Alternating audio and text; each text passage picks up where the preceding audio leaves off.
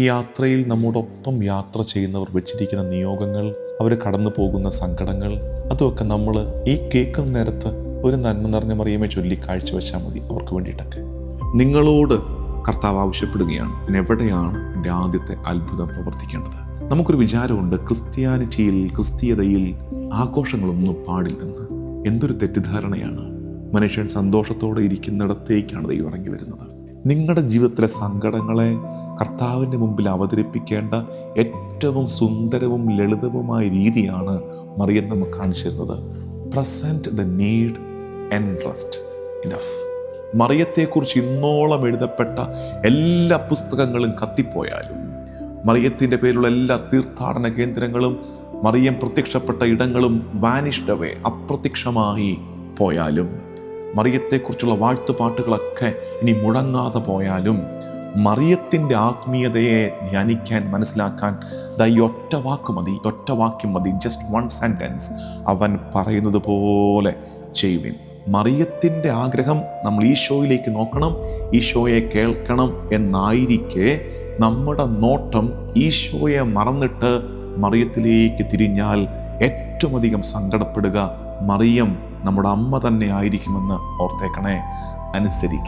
അനുസരിച്ച് കഴിയുമ്പോൾ നീ അത്ഭുതം കാണും. ആഘോഷങ്ങളുണ്ട്, ആരവങ്ങളുണ്ട്, സംഗീതമുണ്ട്, സന്തോഷമുണ്ട്, പൊട്ടിച്ചിരിയുണ്ട്. ഉള്ളിലെവിടെയോ ഒരു ശൂന്യത ആരംഭിച്ചിട്ടുണ്ട്.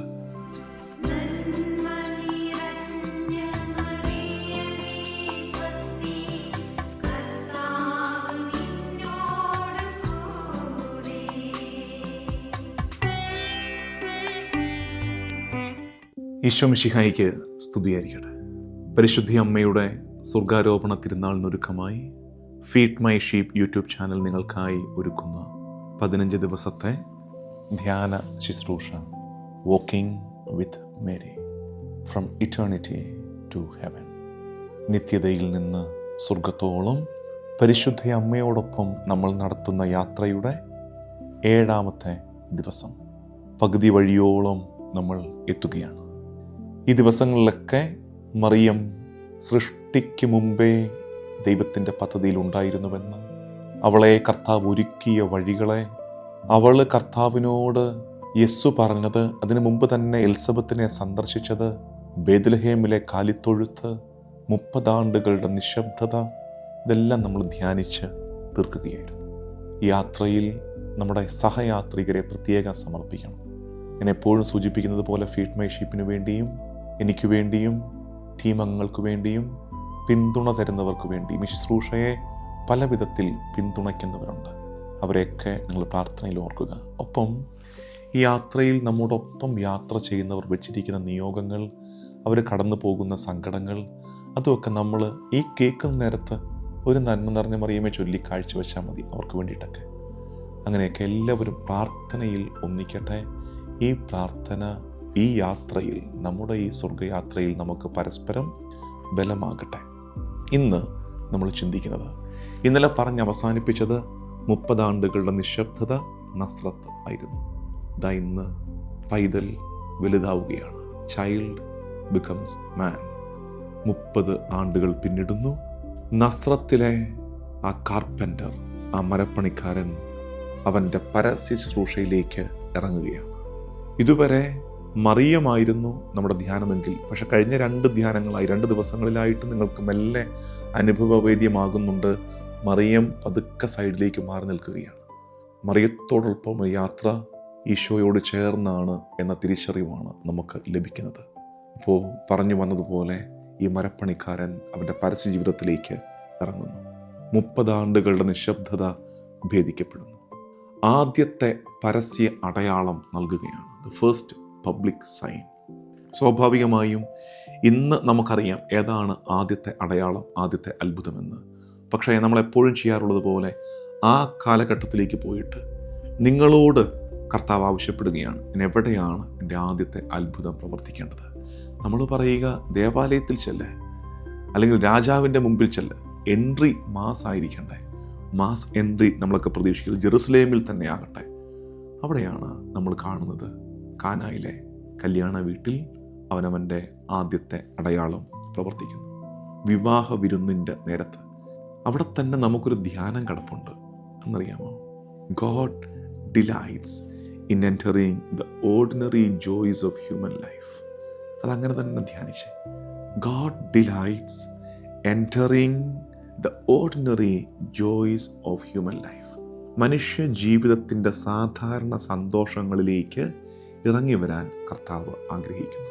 അതൊരു വിവാഹം, ഒരു കുടുംബജീവിതം, ഒരു സൗഹൃദം, ഒരു ആഘോഷം, അവിടെയൊക്കെ കർത്താവ് ഇറങ്ങി വരുന്നുണ്ട്. നമുക്കൊരു വിചാരമുണ്ട്, ക്രിസ്തീയതയിൽ ആഘോഷങ്ങളൊന്നും പാടില്ലെന്ന്. എന്തൊരു തെറ്റിദ്ധാരണയാണ്. അവൻ്റെ ആദ്യത്തെ അടയാളം പ്രവർത്തിച്ചത് തന്നെ ഒരു വിവാഹ വിരുന്നിൻ്റെ പശ്ചാത്തലത്തിലാണെന്ന് ഓർക്കണേ. മനുഷ്യൻ സന്തോഷത്തോടെ ഇരിക്കുന്നിടത്തേക്കാണ് ദൈവം ഇറങ്ങി വരുന്നത്.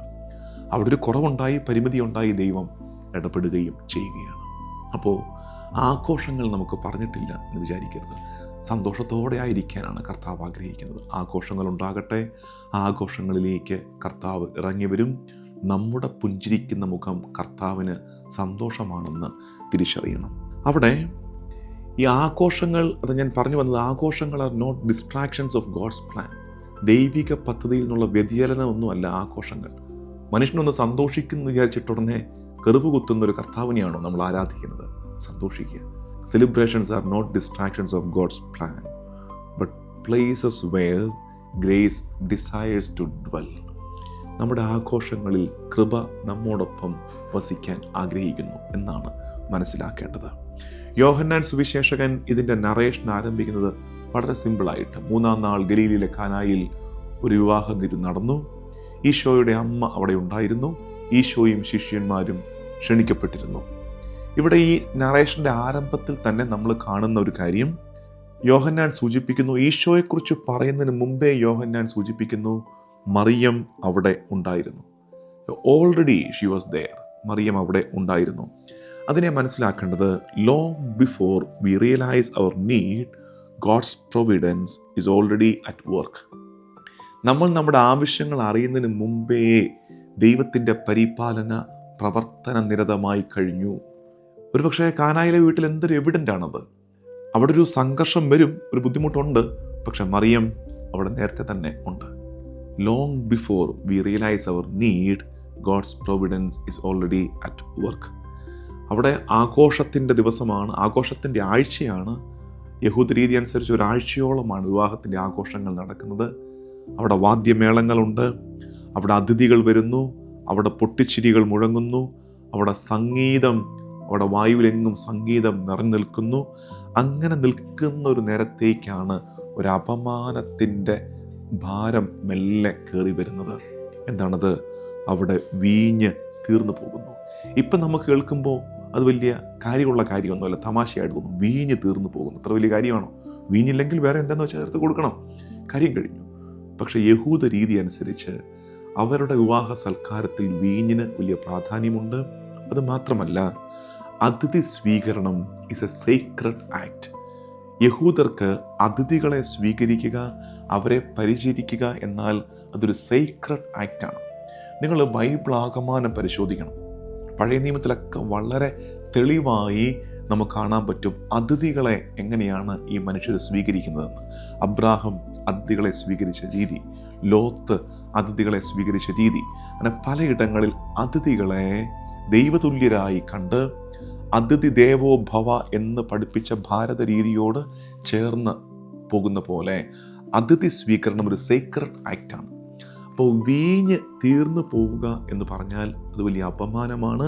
അത് കാലങ്ങൾ ഓർമ്മിക്കപ്പെടുന്ന ഒരു അപമാനമായി അവിടെ കിടക്കും. അപ്പോഴാണ് മറിയം ഇത് ശ്രദ്ധിക്കുന്നത്. വേറെ ആരും ശ്രദ്ധിച്ചിട്ടുണ്ടാകില്ല. മറിയത്തിൻ്റെ ശ്രദ്ധയിൽ ഇത് പെടുന്നു. ഇതാണ് മറിയത്തിൻ്റെ ഗുണം. മാതൃഭക്തി ഉണ്ടെങ്കിലുള്ള ഗുണം എന്നറിയാമോ? പരിശുദ്ധ അമ്മയോട് ഒരു ഹൃദയ ബന്ധം നമ്മൾ സൂക്ഷിച്ചാൽ, ഈ സീരീസിൽ വാക്കിംഗ് വിത്ത് മേരി എന്ന തലക്കെട്ടോടെ, ടൈറ്റിലോടെ നമ്മൾ യാത്ര ചെയ്യുമ്പോൾ ഞാൻ ആഗ്രഹിക്കുന്നത് മറിയത്തെക്കുറിച്ച് കുറേ അറിവുകൾ കിട്ടുക. നിങ്ങൾ കിട്ടുന്നുണ്ടെന്ന് എനിക്കറിയാം. കുറേ പേര് ഇത് ഞങ്ങൾ ആദ്യമായിട്ട് കേൾക്കുകയാണ്, ഇങ്ങനൊരു കാര്യം ഞങ്ങൾ ഇതിന് കേട്ടിട്ടില്ല. നല്ലതാണ്. മറിയത്തെക്കുറിച്ചുള്ള അറിവുകൾ തീർച്ചയായിട്ടും ഉണ്ടാകട്ടെ. പക്ഷേ ആ അറിവിനേക്കാൾ അപ്പുറത്ത് മറിയത്തോട് ബന്ധമുണ്ടാകട്ടെ. പരിശുദ്ധ അമ്മയോട് നമുക്കൊരു ബന്ധമുണ്ടെങ്കിൽ ഉള്ള ഗുണം, നമ്മുടെ ജീവിതത്തിലെ കുറവുകൾ നമ്മൾ അറിയുന്നതിന് മുമ്പേ അവൾ ശ്രദ്ധിക്കാൻ തുടങ്ങും. അത് മറിയത്തിൻ്റെ അലിവുള്ള കണ്ണിൻ്റെ ലക്ഷണമാണത്. അത് ചിലപ്പോൾ നമ്മുടെ അമ്മമാർക്ക് പോലും നമ്മൾ ശ്രദ്ധിച്ചിട്ടുണ്ട്. നല്ലമ്മയായ മറിയത്തിന് എത്രയധികമായിട്ട് നമ്മുടെ രഹസ്യ സഹനങ്ങളെ, മറ്റാരും ശ്രദ്ധിക്കാതെ പോകുന്ന നമ്മുടെ നൊമ്പരങ്ങളെ കാണാൻ പറ്റും. കണ്ണു നിറയുന്നതിന് മുമ്പേ അവൾ നമ്മുടെ സങ്കടം, കഥനം അറിയും. നമ്മൾ പറയുന്നതിന് മുമ്പേ അവൾ നമ്മുടെ ആവലാതികൾ കേൾക്കും. നമ്മുടെ നിശബ്ദത അവൾ വായിച്ചെടുക്കും. നമ്മളത് വിശദീകരിക്കുന്നതിന് മുമ്പ് തന്നെ, നമ്മൾ പറയുന്നതിന് മുമ്പ് തന്നെ നമ്മുടെ ഭാരങ്ങൾ മറിയം തിരിച്ചറിയും. മറിയത്തോട് ബന്ധമുള്ളപ്പോൾ നമ്മുടെ ജീവിതത്തിലെ കുറവുകളെ അവൾ അലിവോടെ കാണുകയും ആ അലിവിൻ്റെ തുടർച്ചയായി അത് ഈശോയിലേക്ക് എത്തിക്കുകയും ചെയ്യും. അതാണ് മറിയം ചെയ്യുന്നത്. മറിയം നേരെ പോയി പറയുകയാണ്, ദേ ഹാവ് നോ വൈൻ. അവർക്ക് വീഞ്ഞില്ല. വേറെ ഒന്നുമില്ല. Just presenting the problem. കാര്യം പറയുന്നേ ഉള്ളൂ. They have no wine. അവർക്ക് വീഞ്ഞില്ല. വലിയ ദീർഘപ്രഭാഷണമില്ല, നിർദ്ദേശം കൊടുക്കുന്നില്ല, കർത്താവിന് ആവശ്യം വെക്കുന്നില്ല, ഡിമാൻഡ് വെക്കുന്നില്ല. Just presenting it before Lord. ശരിക്കും നമ്മുടെ പ്രാർത്ഥനാ ശൈലിയിൽ നമ്മൾ പഠിക്കേണ്ട ഒരു രീതിയാണിത്. മറിയം പറയുന്നു, they have no wine, kindly give them wine എന്നില്ല. എങ്ങനെയാണ് വൈൻ തീർന്നു പോയതെന്നില്ല. ഇനി എങ്ങനെയാണ് വൈൻ ഉണ്ടാക്കേണ്ടതെന്ന് പഠിപ്പിക്കുന്നില്ല ഈശോയെ. നമ്മുടെ ചിലരുടെ പ്രാർത്ഥന കേട്ടാവുണ്ടല്ലോ, നമ്മൾ ചിലപ്പോൾ പ്രാർത്ഥിച്ച് കളയുന്ന, കർത്താവെ എങ്ങനെയാണ് വൈൻ തീർന്നതെന്ന് അറിയാവോ? അതിങ്ങനെ അവന്മാർ കുറേ കുടിച്ചു, ഇവർ കുറേ കുടിച്ചു, അപ്പോൾ വൈൻ തീർന്നു പോയി. അപ്പോൾ ഇനി എന്നാ ചെയ്യും? ഇനി കർത്താവ് കുറച്ച് വൈൻ തരണം. അപ്പോൾ കർത്താവ് എങ്ങനെ വൈൻ തരും? അത് ഞാൻ പറഞ്ഞുതരാം. കർത്താവ് എങ്ങനെയാണ് വൈൻ ഉണ്ടാക്കേണ്ടതെന്ന് ഞാൻ പറഞ്ഞുതരാം. അതുപോലെ കർത്താവിൻ്റെ ശക്തിയൊക്കെ ഉപയോഗിച്ചൊന്ന് ചെയ്താൽ മതി. അത്രയൊന്നും വേണ്ട. Just present the issue. ഇത്ര ഓർത്തേക്കണേ. നിങ്ങളുടെ ജീവിതത്തിലെ സങ്കടങ്ങളെ കർത്താവിൻ്റെ മുമ്പിൽ അവതരിപ്പിക്കേണ്ട ഏറ്റവും സുന്ദരവും ലളിതവുമായ രീതിയാണ് മറിയം നമുക്ക് കാണിച്ചു തരുന്നത്. Present the need and rest enough. Present the need. കർത്താവേ, നാളെ പരീക്ഷയാണ്, ആൻഡ് റെസ്റ്റ് സമർപ്പിച്ചേക്ക്. കർത്താവേ, ഒരു രോഗം എന്നെ വേട്ടയാടുന്നുണ്ടേ, ആൻഡ് റെസ്റ്റ്. കർത്താവേ, കുടുംബത്തിലൊരു കലഹത്തിൻ്റെ വിള്ളൽ വീണിട്ടുണ്ട് കർത്താവേ, ആൻഡ് റെസ്റ്റ്. ബാക്കി നീ നോക്ക് കർത്താവേ, ബാക്കി നീ നോക്ക്. അതൊരു സുന്ദരമായ പ്രാർത്ഥനാ രീതിയാണ്. ലളിതമാണ്. അത്തരമൊരു ലാളിത്യം പ്രാർത്ഥനയിൽ നമുക്ക് കൊണ്ടുവരാൻ കഴിയട്ടെ. മറിയത്തിൽ നിന്ന് നമുക്ക് പഠിക്കാൻ കഴിയട്ടെ. ഈശോയുടെ മറുപടി ക്വൈറ്റ് കൺഫ്യൂസിങ് ആണ്. കുറേയേറെ പേർക്ക് അത് വലിയ ബുദ്ധിമുട്ടാണ്. സ്ത്രീയെ, എനിക്കും നിനക്കും എന്ത്, എൻ്റെ സമയം ഇനിയും ആയിട്ടില്ല. ഫീഡ് മൈ ഷീപ്പിൽ ഞാൻ ഈ കാനായിലെ കല്യാണം, ഇന്നത്തെ വാക്ക് ഫെയ്ത്താണ്. ഇന്നലത്തെ വാക്ക് സൈലൻസ് ആയിരുന്നെങ്കിൽ നമ്മളിപ്പോൾ 7 എപ്പിസോഡ് ആയതുകൊണ്ട് ആരെങ്കിലുമൊക്കെ ഈ 7 വാക്കും കൂടെ കുറിച്ചിട്ടാൽ അവസാനം 15 എത്തിക്കഴിയുമ്പോൾ എത്ര പേര് കാണാപ്പാടത് പറയുമെന്ന് എനിക്കറിയണം. ഇപ്പോൾ ഈ 7ാമത്തെ വാക്ക് ഇന്നത്തത് ഫെയ്ത്താണ്. അപ്പോൾ കാനായിൽ വെളിപ്പെടുന്നത് വിശ്വാസമാണ്, നയിക്കപ്പെടുന്ന വിശ്വാസത്തിലേക്കാണ്. അതുകൊണ്ട് ഇന്നത്തെ വേർഡ് ഫെയ്ത്താണ്. ഞാനിപ്പോൾ പെട്ടെന്ന് പറയാൻ കാര്യം, കാനായ ആയതുകൊണ്ട് ഞാൻ അധികം വ്യാഖ്യാനിക്കുന്നില്ല. നിങ്ങൾക്കറിയാം, ഫീഡ് മൈ ഷീപ്പിൽ പണ്ട് ബ്ലസ് ഞാൻ സ്ഥിരമായിട്ട് ചെയ്തുകൊണ്ടിരുന്ന കാലത്ത് ഈ കാനായിലെ കല്യാണ വിരുന്നിനെക്കുറിച്ച് വളരെ ഡീറ്റെയിൽഡ് ആയിട്ടൊരു വീഡിയോ ഈ പൊട്ടും പൊടിയും മിച്ചമിടാതെ നൽകിയിട്ടുണ്ട്. ഇനി ആർക്കെങ്കിലുമൊക്കെ അത് വേണമെങ്കിൽ നമ്മുടെ ഫീഡ് മൈ ഷീപ്പിലെ കുട്ടികൾക്ക് ഫീഡ് മൈ ഷീപ്പിലേക്ക് ഒരു മെസ്സേജ് അയച്ചാൽ മതി. അവർ ആ വീഡിയോ തപ്പിയെടുത്ത് നിങ്ങൾക്ക് അയച്ചു തരും, നിങ്ങൾക്ക് തപ്പിയിട്ട് കിട്ടുന്നില്ലെങ്കിൽ. അപ്പോൾ ഇതിനോട് ചേർത്ത് നിങ്ങൾക്കതും ധ്യാനിക്കാൻ പറ്റും. അപ്പോൾ പറഞ്ഞു വന്നത്, ഇപ്പോൾ ഈ കാര്യമൊക്കെ അതിനകത്ത് എക്സ്പ്ലെയിൻ ചെയ്തിട്ടുള്ളതാണ്. സ്ത്രീയെ, എനിക്കും നിനക്കും എന്ത്, എൻ്റെ സമയം ഇനിയുമായിട്ടില്ല. ഇത് ഈശോ മറിയത്തെ അപമാനിച്ചതല്ല. ഇതേ വിളിയാണ് കുരിശിൽ വെച്ചും ഈശോ മറിയത്തെ വിളിക്കുന്നത്. സ്ത്രീയെ, ഇതാ നിൻ്റെ മകൻ. ഈ സ്ത്രീ ഏതാണ്? ജനസിസ് മുതൽ, ഉൽപ്പത്തി മുതൽ വെളിപാട് വരെ ഒരു സ്ത്രീയുണ്ട്. ആ സ്ത്രീ തന്നെയാണ് മറിയം എന്ന് ഏറ്റുപറഞ്ഞ് മറിയത്തിൻ്റെ മഹത്വം ഉയർത്തുകയാണ്. നമ്മൾ ആദ്യം ധ്യാനിച്ചതുപോലെ, നീയും സ്ത്രീയും തമ്മിലും നിൻ്റെ സന്തതിയും സ്ത്രീയുടെ സന്തതി തമ്മിലും ഞാൻ ശത്രുത ഉളവാക്കും. സ്ത്രീയുടെ സന്തതി നിൻ്റെ തല തകർക്കും. വെളിപാട് പുസ്തകത്തിൽ 12 നക്ഷത്രം മുടിചൂടി നിൽക്കുന്ന, ചന്ദ്രനെ പാദപീഠമാക്കുന്ന ഒരു സ്ത്രീയെ ഞാൻ കണ്ടു. സ്ത്രീ മറിയം. അപ്പം അങ്ങനെ മറിയത്തിൻ്റെ മഹത്വത്തെ ഉയർത്തുകയാണ് ചെയ്യുന്നത് എന്നോർക്കണേ. എൻ്റെ സമയം ഇനിയുമായിട്ടില്ല. ഈശോ പറയുന്ന സമയം is the hour of crucifixion, the hour of glorification, മഹത്വീകരണത്തിൻ്റെ സമയം. അപ്പോൾ ഈശോ വെളിപ്പെടുത്തുകയാണ്, ഓരോ അടയാളവും കാൽവരിയിലേക്കുള്ള യാത്രയാണ്. കാൽവരിയിലേക്കുള്ള യാത്ര ഉദ്ധാനത്തിലേക്കുള്ള, മഹത്വീകരണത്തിലേക്കുള്ള യാത്രയാണ്. ഇങ്ങനെയൊക്കെ ഈശോ പറയുമ്പോൾ മറിയത്തിന് നേരത്തെ പോലെ തന്നെയാണ്, മംഗളവാർത്ത പോലെ തന്നെയാണ്. മറിയത്തിന് മുഴുവനായിട്ട് മനസ്സിലായിട്ടൊന്നുമില്ല, ഉറപ്പല്ലേ? മറിയത്തിന് ഇതിൻ്റെ മുഴുവൻ രഹസ്യവും മനസ്സിലായിട്ടൊന്നുമില്ല. മറിയം പറയുന്നു, do whatever he tells you. Mariam പറയുന്നു, അവൻ പറയുന്നത് പോലെ ചെയ്യുവിൻ. അതായത് സുവിശേഷം 4 പരിശോധിച്ചാൽ മറിയം പറയുന്ന അവസാനത്തെ വാക്ക് ഇത് പറഞ്ഞിട്ട് അവൾ വാ പൊത്തിപ്പിടിച്ചില്ല, ഞാൻ വിഷ്വലൈസ് ചെയ്തതാണ്. ഇത് പറഞ്ഞിട്ട് അവൾ പിന്നെ സംസാരിച്ചിട്ടില്ല. സുവിശേഷത്തിൽ പിന്നെ ഒരിക്കലും മറിയം സംസാരിച്ചിട്ടില്ല. മറിയം പറഞ്ഞതായി രേഖപ്പെടുത്തപ്പെട്ടിരിക്കുന്ന അവസാനത്തെ വാക്കാണ്, അവൻ പറയുന്നത് പോലെ ചെയ്യുവിൻ. മറിയത്തെക്കുറിച്ച് ഇന്നോളം എഴുതപ്പെട്ട എല്ലാ പുസ്തകങ്ങളും കത്തിപ്പോയാലും, മറിയത്തിൻ്റെ പേരിലുള്ള എല്ലാ തീർത്ഥാടന കേന്ദ്രങ്ങളും, മറിയം പ്രത്യക്ഷപ്പെട്ട ഇടങ്ങളും വാനിഷ്ഡ് അവേ, അപ്രത്യക്ഷമായി പോയാലും, മറിയത്തെക്കുറിച്ചുള്ള ഗീതങ്ങളൊക്കെ, മറിയത്തെക്കുറിച്ചുള്ള വാഴ്ത്തുപാട്ടുകളൊക്കെ ഇനി മുഴങ്ങാതെ പോയാലും, മറിയത്തിൻ്റെ ആത്മീയതയെ ധ്യാനിക്കാൻ, മനസ്സിലാക്കാൻ ഈ ഒറ്റ വാക്യം മതി, ജസ്റ്റ് 1 സെൻറ്റൻസ്. അവൻ പറയുന്നത് പോലെ ചെയ്യുവിൻ. മറിയം ഒരിക്കലും ഈശോയെ റീപ്ലേസ് ചെയ്യുകയല്ല, ഈശോയെ റിവീൽ ചെയ്യുകയാണ്. ഈശോയ്ക്ക് പകരക്കാരിയായി നിൽക്കുകയല്ല മറിയം ചെയ്യുന്നത്, ഈശോയെ വെളിപ്പെടുത്തിയിട്ട് അവൾ മാറി നിൽക്കുകയാണ്. അങ്ങനെ മറിയം ആഗ്രഹിക്കുമ്പോൾ, മറിയത്തിൻ്റെ ആഗ്രഹം നമ്മൾ ഈശോയിലേക്ക് നോക്കണം, ഈശോയെ കേൾക്കണം എന്നായിരിക്കെ, നമ്മുടെ നോട്ടം ഈശോയെ മറന്നിട്ട് മറിയത്തിലേക്ക് തിരിഞ്ഞാൽ ഏറ്റവും അധികം സങ്കടപ്പെടുക മറിയം നമ്മുടെ അമ്മ തന്നെ ആയിരിക്കുമെന്ന് ഓർത്തേക്കണേ. അതുകൊണ്ട് മറിയം പറഞ്ഞവസാനിപ്പിച്ച വാക്ക് എപ്പോഴും നമ്മുടെ കാതുകളിൽ മുഴങ്ങണം. Do whatever he tells you. അവൻ പറയുന്നത് പോലെ ചെയ്യുവിനെന്ന്. ഈ പരിചാരകര് ഈ കൽഭരണിയിൽ വെള്ളം നിറയ്ക്കുന്നു. കൽഭരണിയുടെ പ്രത്യേകതയും വെള്ളം നിറച്ചതിൻ്റെ പ്രത്യേകതയും ഒക്കെ ആ മറ്റേ ബ്ലസ്സിൻ്റെ വീഡിയോയിലുണ്ട്. അത് നിങ്ങളിലേക്ക് എത്തും, ഗ്രൂപ്പിലേക്ക് ഷെയർ ചെയ്യാം. ഒപ്പം വേണ്ടവർ ചോദിച്ച് മേടിക്കുകയും ചെയ്യുക. അതായത് വേണ്ടത് വീഞ്ഞാണ്, നിറയ്ക്കാൻ പറയുന്നത് വെള്ളമാണ്. എന്തിന്? അനുസരണമാണ്. അത്ഭുതത്തിന് മുമ്പേ അനുസരണത്തിൻ്റെ പിന്നാലെ അത്ഭുതം വരും. അത് കർത്താവിൻ്റെ ശൈലിയാണ്. നമ്മളോട് പറയും ക്ഷമിക്ക്, അപ്പോൾ നമ്മൾ പറയും റെഡിയല്ല, ക്ഷമിച്ച് കഴിയുമ്പോൾ നീ റെഡി ആയിക്കൊള്ളും. നമ്മളോട് പറയുന്നു വിശ്വസ്തരായിരിക്കുക, അപ്പം നമ്മൾ പറയും ഫലമൊന്നും കാണുന്നില്ല, അപ്പോൾ ഈശോ പറയും നീ വിശ്വസ്തയോടെ നിൽക്ക്, അപ്പോൾ നീ ഫലം കണ്ടോളും. അതുപോലെ തന്നെയാണ് ഇവിടെ, അത്ഭുതമൊന്നും കാണുന്നില്ല, അനുസരിച്ച് കഴിയുമ്പോൾ നീ അത്ഭുതം കാണും.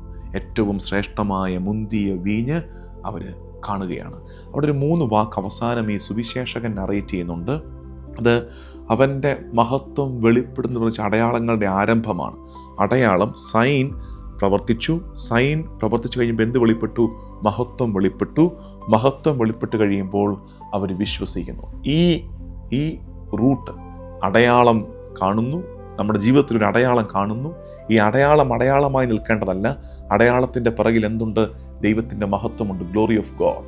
ആ ഗ്ലോറി ഓഫ് ഗോഡ് വെളിപ്പെടുത്തുന്ന എന്തിനു വേണ്ടിയിട്ടാണ്? So that we may believe. അപ്പോൾ ഒരടയാളവും ഒരത്ഭുതവും അവിടെ നിന്ന് പോകരുത്. അടയാളങ്ങളുടെയൊക്കെ ഉദ്ദേശം ദൈവത്തിൻ്റെ മഹത്വം നമ്മൾ കാണുക എന്നുള്ളതാണ്. ദൈവത്തിൻ്റെ മഹത്വം കാണുന്നതിൻ്റെ ഉദ്ദേശം നമ്മൾ കർത്താവിൽ വിശ്വസിക്കുക എന്നുള്ളതാണ്. സിറിൽ ഓഫ് അലക്സാൻഡ്രിയ പറയുന്നു, this is the sign of new creation. ശൂന്യമായിരുന്നിടത്ത്, ആദ്യമേ സൃഷ്ടിയിൽ എല്ലാം ശൂന്യമായിരുന്നിടത്ത് ദൈവം സൃഷ്ടികർമ്മം നടത്തുന്നു. ഇവിടെ വീണ്ടും എംപ്റ്റിനെസ്, വൈൻ തീർന്നു, ശൂന്യത. ആ ശൂന്യതയിൽ കർത്താവ് സൃഷ്ടികർമ്മം നടത്തുന്നു. പുതിയ സൃഷ്ടിയുടെ അടയാളം വെളിപ്പെടുത്തുകയാണ്. പ്രിയമുള്ളവരെ, ഇന്നത്തത് ചെറിയ ധ്യാനമാണ്, എളിയ ധ്യാനമാണ്. ഇന്ന് നമ്മൾ ഒരുമിച്ചിരുന്ന് ഫീഡ് മൈ ഷീപ്പിൽ, ഈ കുടുംബത്തിൽ, ഈ യാത്രയിൽ ഒരുമിച്ചായിരിക്കുന്ന നമ്മൾ ഇന്ന് പ്രാർത്ഥിക്കേണ്ടത് നമ്മുടെ എംപ്റ്റിനെസ്സിനെ ധ്യാനിക്കണം.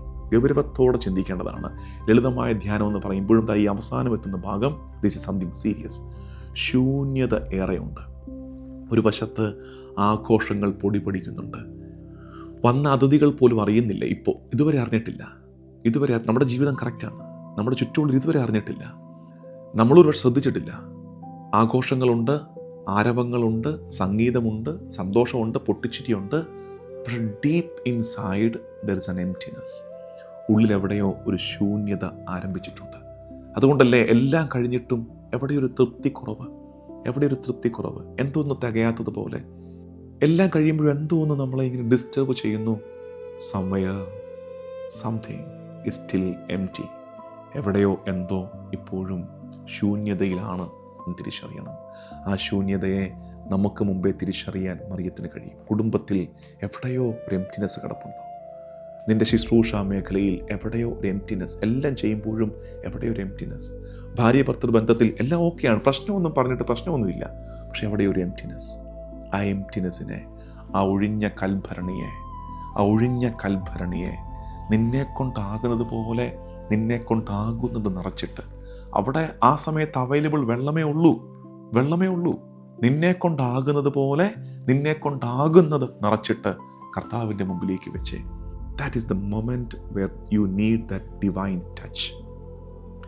കർത്താവിൻ്റെ കരുണയുള്ള സ്പർശനം വേണ്ട നേരമുണ്ട് ജീവിതത്തിൽ. എല്ലാം നമ്മളെ കൊണ്ട് കൂട്ടിയാൽ കൂടുമെന്ന് വിചാരിച്ചേക്കരുതേ. ഒരു മൊമെൻ്റ് എത്തും. വൈൻ എത്ര കാശുള്ളവനും ആ നേരത്ത് ഉണ്ടാക്കാൻ പറ്റില്ല. Because it must be fermented അല്ലേ? അത് നമ്മളെ കൊണ്ട് ഞൊടിയിടയിൽ പറ്റില്ലല്ലോ. ദൈവത്തിൻ്റെ ഒരു സ്പർശനം നമ്മുടെയൊക്കെ ജീവിതത്തിന് വേണം. ആ സ്പർശനമാണ് നമ്മുടെ ശൂന്യതയെ മാറ്റുന്നത്. And it will happen. The master's touch will make a difference in your life. The master's touch. ശൂന്യതയാണ്, അപമാനം മുമ്പിലുണ്ട്, നാണക്കേട്, സങ്കടം, കണ്ണീര്, ഒന്നും സങ്കടപ്പെടണ്ട. പറ്റുന്നത് പോലെ ചെയ്തിട്ട് എൻട്രസ്റ്റ് കർത്താവിന് മുമ്പിലേക്ക് വെക്കേ. And the master's touch will bring a difference in your life. നമുക്ക് പ്രാർത്ഥിക്കാം. കർത്താവും ദൈവമായ ശംശിഹായേ, നിന്നെ ഞങ്ങൾ ആരാധിക്കുന്നു. പരിശുദ്ധി അമ്മ കാനായിലുണ്ടായിരുന്നുവെന്നത് ഞങ്ങൾക്ക് ആശ്വാസമാണ്. ഞങ്ങളുടെ ജീവിതങ്ങളിലേക്കും നീ കുരിശിൻ ചുവട്ടിൽ വെച്ച് ഈ അമ്മയെ നൽകിയതിനെ ഓർത്ത് നിനക്ക് നന്ദി പറയുന്നു. ഞങ്ങളുടെ സങ്കടങ്ങളെ ഞങ്ങൾ കാണുന്നതിന് മുമ്പേ അവൾ കണ്ട് തിരുമുമ്പാകെ ഉണർത്തിക്കുമ്പോൾ കരുണയോടെ ഞങ്ങളെ നോക്കണേ. നിൻ്റെ കരുണയുള്ള സ്പർശനം കൊണ്ട് ഞങ്ങളെ തൊടണേ. ഞങ്ങളുടെ പരിമിതികളിലേക്ക്, കുറവുകളിലേക്ക്, ശൂന്യതയിലേക്ക് കർത്താവേ നീ ഇറങ്ങി വരണമേ. നമ്മുടെ കർത്താവ് ശംശിഹായുടെ കൃപയും പിതാവായ ദൈവത്തിൻ്റെ സ്നേഹവും പരിശുദ്ധാത്മാവിൻ്റെ സഹവാസവും എന്നും എക്കാലവും കൂടെ ഉണ്ടായിരിക്കട്ടെ, ഇപ്പോഴും എപ്പോഴും എന്നേക്കും. ആമേൻ.